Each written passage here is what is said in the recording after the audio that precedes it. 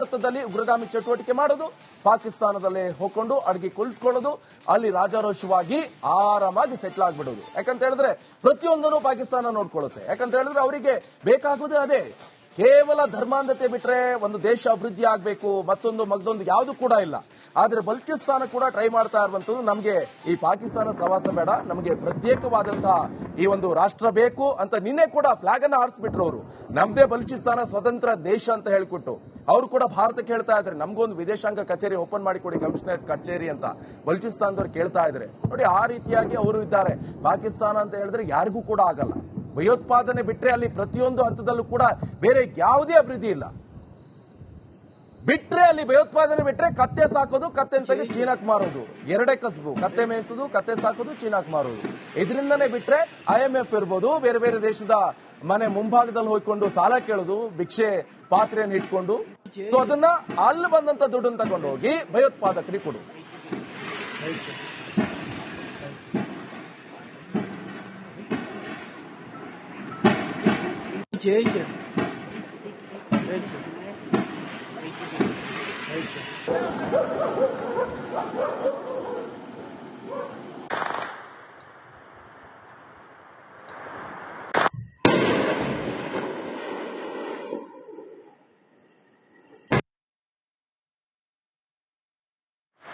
Boas om te go? Boas om te go?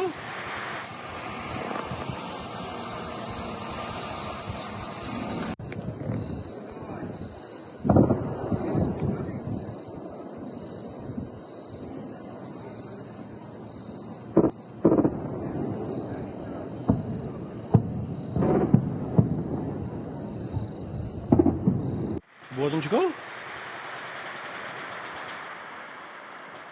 Boas om te go?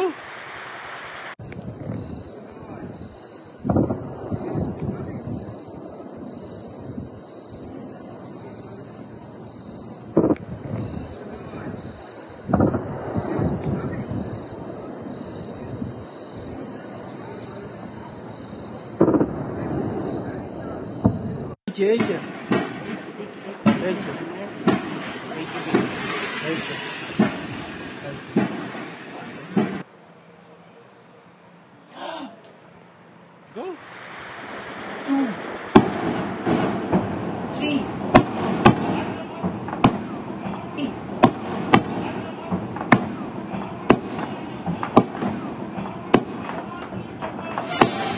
ಇನ್ನೊಂದು update ಲಭ್ಯವಾಗ್ತಾ ಇರುವಂತದ್ದು, ನಗ್ರೋಟಾದ ಸೇನಾ ಕೇಂದ್ರದಲ್ಲಿ ಗುಂಡಿನ ಚಕಮಕಿ ಆಗ್ತಾ ಇದೆ.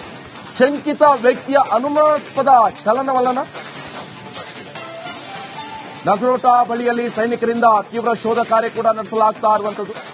ಭಾರತೀಯ ಸೇನೆಯ 16 ಡ್ರಾಪ್ಸ್ ನಗೋಟಾದ ಸೇನಾ ಕೇಂದ್ರದಲ್ಲಿ ಈಗಾಗಲೇ ಗುಂಡಿನ ಚಕಮಕಿ ನಡೀತಾ ಇದೆ. ಶಂಕಿತ ವ್ಯಕ್ತಿಯ ಅನುಮಾನಾಸ್ಪದ ಚಲನವಲನ. ಈ ಹಿನ್ನೆಲೆಯಲ್ಲಿ ಈಗಾಗಲೇ ಸಾಕಷ್ಟು ತೀವ್ರ ಶೋಧವನ್ನು ಕೂಡ ನಮ್ಮ ಭಾರತೀಯ ಸೇನೆಯವರು ಮಾಡ್ತಾ ಇದ್ದಾರೆ.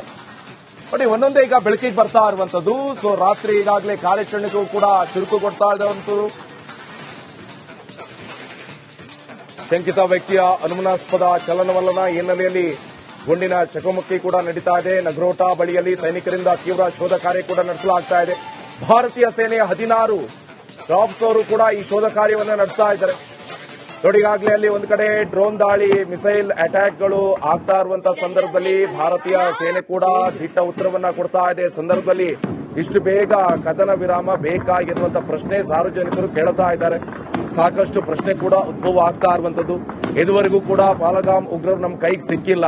ಅವ್ರು ಯಾವಾಗ ಸಿಗ್ತಾರೆ? ಹಾಗಾದ್ರೆ ಪಾಕಿಸ್ತಾನ ದಾಳಿಗೆ ಇನ್ನೂ ಕೂಡ ಉತ್ತರ ಪೂರ್ಣ ಆಗಿಲ್ಲ. ಅವ್ರನ್ನ ಹೊಡೆದ್ರೆ ಮಾತ್ರ ನಮ್ಗೆ ಉತ್ತರ ಸಿಗದಂಗೆ ಇಷ್ಟು ಬೇಗ ಕದನ ವಿರಾಮ ಘೋಷಣೆ ಮಾಡಿದ್ ಯಾಕೆ ಅಂತ ಎಲ್ಲರೂ ಕೂಡ ಪ್ರಶ್ನೆ ಮಾಡ್ತಾ ಇದ್ದಾರೆ ಕೇಂದ್ರ ಸರ್ಕಾರಕ್ಕೆ.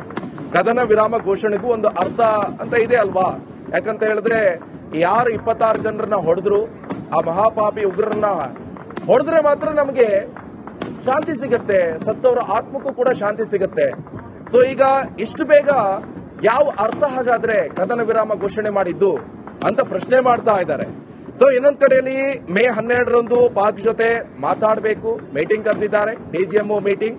ಸೊ ಈ ಮೀಟಿಂಗ್ ಅಲ್ಲಿ ಯಾವ ರೀತಿಯಾಗಿ ಡಿಮ್ಯಾಂಡ್ ಅನ್ನ ಇಡ್ತಾರೆ, ಪಾಕಿಸ್ತಾನ ಇದಕ್ಕೆ ಒಪ್ಪುತ್ತಾ, ಇನ್ ಕೇಸ್ ಏನಾದರೂ ಪಾಕಿಸ್ತಾನ ಹೇಳೋದಕ್ಕೆ ಇಂಡಿಯಾ ಒಪ್ಪುತ್ತಾ, ಇನ್ ಕೇಸ್ ಒಪ್ಪಿಲ್ಲ ಅಂತ ಹೇಳಿದ್ರೆ ಮುಂದೇನಾಗುತ್ತೆ ಅನ್ನುವಂತ ಡೌಟ್ ಜೊತೆಗೆ ಇವತ್ತು ರಾತ್ರಿ ಏನ್ ಬೇಕಾದ್ರೂ ಆಗ್ಬಹುದು ಅನ್ನುವಂತ ಡೌಟ್ ಕೂಡ ವ್ಯಕ್ತವಾಗ್ತಾ ಇರುವಂತದ್ದು. ಯಾಕಂತ ಹೇಳಿದ್ರೆ ಕದನ ವಿರಾಮ ಘೋಷಣೆ ಆದ ನಂತರನೂ ಕೂಡ ಇವರು ಉಲ್ಲಂಘನೆ ಮಾಡ್ತಾ ಇದ್ದಾರೆ ಅಂತ ಹೇಳಿದ್ರೆ ಇದಕ್ಕೊಂದು ಉತ್ತರವನ್ನ ಕೊಡ್ಲೇಬೇಕಾಗತ್ತೆ.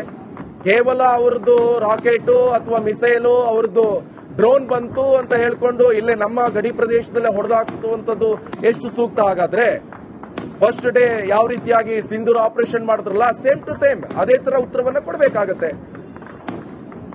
ಅದಾದ ನಂತರ ಮೊನ್ನೆ ಯಾವ ರೀತಿಯಾಗಿ ಪಾಕಿಸ್ತಾನದ ರಾಜಧಾನಿ ಇಸ್ಲಾಮಾಬಾದ್ ಅನ್ನ ಹೊಡೆದಾಕ್ರಲ್ಲ ಸೇಮ್ ಅದೇ ತರ ಪ್ರತ್ಯುತ್ತರವನ್ನ ಕೊಡಬೇಕಾಗತ್ತೆ. ಆ ಕ್ಷಣದ ಮಟ್ಟಿಗಾರು ಪಾಕಿಸ್ತಾನದ ಪ್ರಧಾನಿ ಅವಿತ್ಕೊಂಡು ಕೂತ್ಕೊಂಡಲ್ಲ ಅದೇ ತರ ಮಾಡ್ಬೇಕಾಗತ್ತೆ.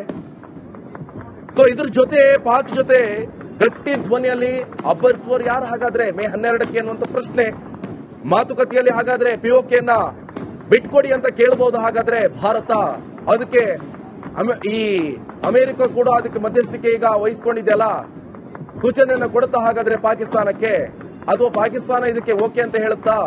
ಜೊತೆಗೆ ಇದಕ್ಕೆ ಕಟ್ಟಿಕಿರುವಂತ ವ್ಯವಸ್ಥೆಯನ್ನ ಚೀನಾ ಮಾಡ್ತಾ ಇದೆ ಅಲ್ಲ ಅದಕ್ಕೆ ಏನು ಉತ್ತರವನ್ನ ಪಾಕಿಸ್ತಾನ ಕೊಡುತ್ತೆ? ಇವೆಲ್ಲ ಪ್ರಶ್ನೆಗಳು ಕೂಡ ಈಗ ಉದ್ಭವ ಆಗ್ತಾ ಇರುವಂತದ್ದು. ಬಹಳ ಪ್ರಮುಖವಾಗಿ ಈಗ ಹಫೀಜ್ ಮೊಹಮ್ಮದ್ ಮುಂಬೈ ದಾಳಿಯ ಮಾಸ್ಟರ್ ಮೈಂಡ್, ಈತನನ್ನ ಹೊಡೆದಾಕ್ಬೇಕು. ಜೊತೆಗೆ ಈಗ ಸಾಜಿದ್ ಮಜೀದ್ ಮುಂಬೈ ದಾಳಿಯ ಮಾಸ್ಟರ್ ಮೈಂಡ್, ಈತನನ್ನು ಕೂಡ ಮುಗಿಸಬೇಕಾಗತ್ತೆ. ದಾವೂದ್ ಇಬ್ರಾಹಿಂ ಜೊತೆಗೆ ಮೆಮೋನ್ ಇಬ್ರಾಹಿಂ, ಮೌಲಾನಾ ಮಸೂದ್ ಅಜರ್, ಈತನ ಫ್ಯಾಮಿಲಿ ಕೂಡ ಇಡೀ ಸಂತಾನನೇ ಹೋಯ್ತು, ಸರ್ವನಾಶ ಆಯ್ತು. ಈತ ಉಳ್ಕೊಂಡಿದ್ದಾನೆ. ಈತ ಉಳ್ಕೊಂಡಂತ ಸಂದರ್ಭದಲ್ಲಿ ಇನ್ನು 1 ವರ್ಷ ಬಿಟ್ಟಾದ್ರೂ ಮತ್ತೆ ಏನಾದ್ರೂ ಅಟ್ಯಾಕ್ ಮಾಡುವಂತ ಸಾಧ್ಯತೆ ಇದೆ ಭಾರತದ ಮೇಲೆ. ಅದಕ್ಕೂ ಮುಂಚೆ ಈತನ ಏನ್ ನೆಲೆ ಇದೆ, ಈತನ ಯಾರು ಪಟಾಲಂಗಳಿದ್ದಾರೆ, ಈತನನ್ನು ಕೂಡ ಸರ್ವನಾಶ ಮಾಡಿದ್ರೆ ಮಾತ್ರ ಈ ಭಯೋತ್ಪಾದನೆ ಚಟುವಟಿಕೆಗಳನ್ನ ಮಟ್ಟ ಹಾಕಬಹುದು. ಇವ್ರನ್ನೆಲ್ಲ ಬಿಟ್ಬಿಟ್ಟು ಕದನ ವಿರಾಮ ಅಂತ ಹೇಳ್ಕೊಂಡು ಅಲ್ಲಿ ಯಾರೋ 4 ಜನ ಉಗ್ರನ್ನ ಹೊಡ್ಕೊಂಡ್ ಬಿಟ್ಕೊಂಡು ಇದೆಲ್ಲ ಮಾಡ್ತಾ ಇದ್ರೆ ಏನು ಸುಮ್ಮನೆ ಇರ್ತಾರ? ಹಾಗಾದ್ರೆ ಇವರು ಅಲ್ಲಿ ಪಾಕಿಸ್ತಾನನೇ ಕಂಪ್ಲೀಟ್ ಆಗಿ ಡಿವೈಡ್ ಆಗ್ತಾ ಇರುವಂತದ್ದು. ಅಲ್ಲಿ ಆಡಳಿತ ಯಾವನೋ ಮಾಡ್ತಾನೆ, ಇನ್ಯಾವನೋ ಸೈನಿಕ ಅದಕ್ಕೆ ಹೋಯ್ಕೊಂಡು ಪ್ರಶ್ನಾರ್ಥಕ ಚಿಹ್ನೆ ಆಗಿ ಪ್ರಶ್ನೆ ಮಾಡ್ತಾನೆ ಪಾಕಿಸ್ತಾನ ಪ್ರಧಾನಿನೇ. ಈಗ ಅಲ್ಲಿ ಸರ್ಕಾರ ಏನೋ ಕದನ ವಿರಾಮ ಅಂತ ಹೇಳ್ಕೊಂಡ್ ಬಿಟ್ಟಿದೆ ಅಮೆರಿಕ ಜೊತೆ ಮಾತಾಡ್ಕೊಂಡು. ಅಲ್ಲಿ ಸೇನಾ ಮುಖ್ಯಸ್ಥ ಇದಾರಲ್ಲ ಮುನೀರ್, ಆತ ಈಗ ತಿರುಗಿ ಬಿದ್ದಿದ್ದಾನೆ ಅಲ್ಲಿನ ಸರ್ಕಾರದ ವಿರುದ್ಧವೇ. ಆತ ಇದೆಲ್ಲ ಎತ್ತಿ ಕಟ್ಟುವಂತ ಪ್ರಯತ್ನ ಮಾಡ್ತಾ ಇರುವಂತದ್ದು. ಜೊತೆಗೆ ಈ ಡ್ರೋನ್ ದಾಳಿ ಇರ್ಬೋದು, ಮಿಸೈಲ್ ಇರ್ಬೋದು, ರಾಕೆಟ್ ದಾಳಿಯನ್ನ ಮಾಡ್ತಾ ಇರುವಂತದ್ದು ಆತನೇ ಅಂತ ಗೊತ್ತಾಗ್ತಾ ಇರುವಂತದ್ದು. ಜೊತೆಗೆ ಈಗಾಗಲೇ ನಗರೋಟಾದ ಸೇನಾ ಕೇಂದ್ರದಲ್ಲೂ ಕೂಡ ಗುಂಡಿನ ಚಕಮಕಿ ಕೂಡ ನಡೀತಾ ಇರುವಂತದ್ದು. ಜೊತೆಗೆ ಇದಕ್ಕೆ ಯಾವ ರೀತಿಯಾಗಿ ಪ್ರತ್ಯುತ್ತರವನ್ನ ಭಾರತೀಯ ಸೇನೆ ಕೊಟ್ಟಿದೆ ಅಂತ ನಾವು ನಿಮ್ಗೆ ಹೇಳ್ತಾ ಇದ್ವಿ. ಜೊತೆಗೆ ಅಲ್ಲಿ ಸದ್ಯ ಯಾವ ರೀತಿಯಾಗಿ ಕಾರ್ಯಾಚರಣೆ ನಡೀತಾ ಇದೆ, ಜೊತೆಗೆ ಇವತ್ತು ರಾತ್ರಿ ಫುಲ್ ಯಾವ ರೀತಿಯಾಗಿ ಭಾರತ ಕಾರ್ಯಾಚರಣೆ ನಡೆಸುತ್ತೆ, ಇವತ್ತು ಕೂಡ ಪಾಕಿಸ್ತಾನವನ್ನ ಹೊಡೆದುರುಳಿಸುವಂತ ಪ್ರಯತ್ನ ಮಾಡುತ್ತಾ ಹಾಗಾದ್ರೆ ಯಾವ ರೀತಿಯಾಗಿ ಈ ಎಲ್ಲ ಡೀಟೇಲ್ಸ್ ಗಳನ್ನ ಕಲೆಕ್ಟ್ ಮಾಡಿಕೊಂಡು ವಿಶ್ವಸಂಸ್ಥೆ ಇರಬಹುದು ಅಥವಾ ಮಧ್ಯಸ್ಥಿಕೆ ವಹಿಸಿಕೊಂಡಿರುವಂತಹ ಈ ಡೊನಾಲ್ಡ್ ಟ್ರಂಪ್ಗೆ ಇದೆಲ್ಲವನ್ನು ಕೂಡ ಮಾಹಿತಿಯನ್ನು ಕೊಡ್ತಾ ಇದ್ದಾರಾ? ಇವೆಲ್ಲವನ್ನು ಕೂಡ ನಾವು ಪ್ರಶ್ನೆ ಮಾಡಬೇಕಾಗತ್ತೆ. ಸೊ ಇನ್ ಕೇಸ್ ಏನಾದ್ರೂ ತಲೆಕೆಟ್ಟೆಲ್ಲಾದ್ರೂ ಭಾರತ ಪರಮಾಣು ಯುದ್ಧ ನಡೆಸಿದ್ರೆ ಏನಾಗಬಹುದು? ಇಡೀ ಪಾಕಿಸ್ತಾನವು ಹೋಗುತ್ತೆ, ಏನೂ ಸಿಗೋದಿಲ್ಲ. ಅರ್ಧ ಪ್ರಪಂಚವೇ ಕಲಾಸ ಆಗಬಹುದು.